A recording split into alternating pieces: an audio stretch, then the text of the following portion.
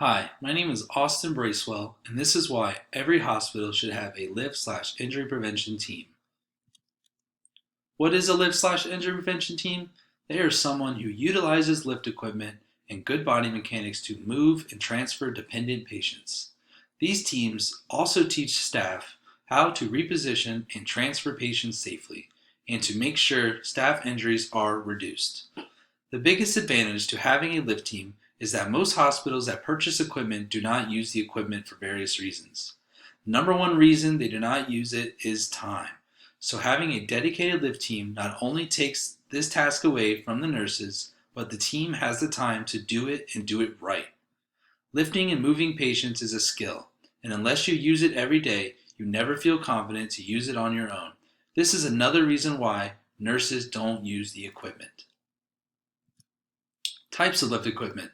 We have a floor lift, we have a ceiling lift, we have a gait belt, a sit to stand, and a standing aid.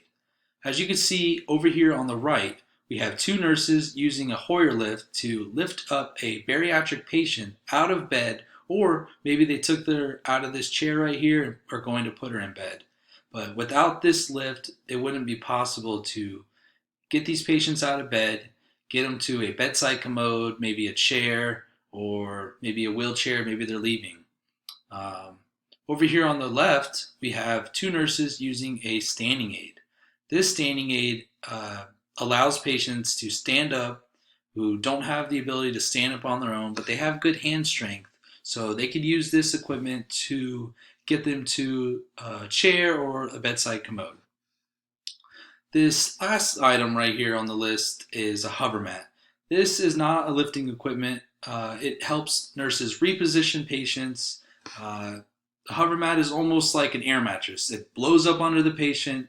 It takes 80% of that weight off of the patient. So when the nurse has to slide them up in bed, they just hook up a hover pump, blow it up, and they're easily moved around.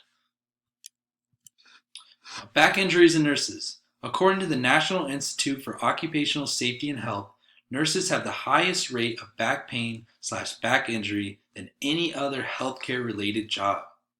On an annual basis, 40 to 50% of nurses experience back pain, and 35 to 80% experience back pain on the job throughout their entire nursing career.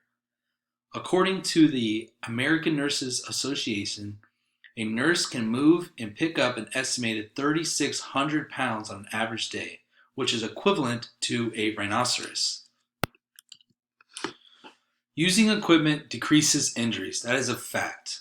According to the CDC, during their 6-year-long study, they implemented a lift team in a hospital.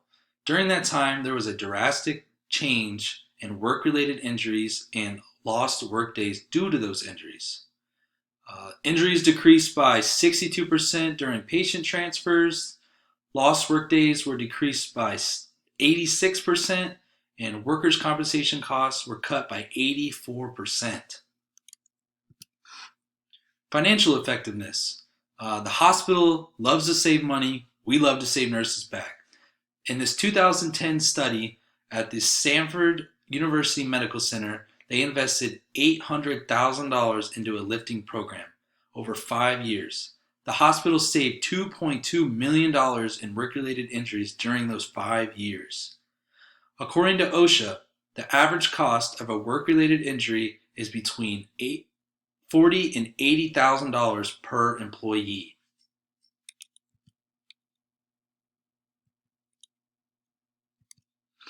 All in all,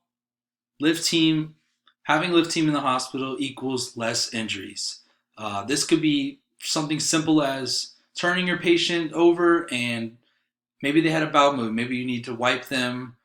Maybe they need to check their wound care. Maybe change a Mepilex on their bottom. Doing simple tasks just like that, you can get injured. You can hurt your back. You could be out for a week, maybe 2 weeks, maybe even several months. Utilizing a lift team, they'll come in, they'll have proper body mechanics, and they'll help you out. They'll make the job so much easier. And having a lift team will make everybody's job easier and will save backs. Thank you all for listening.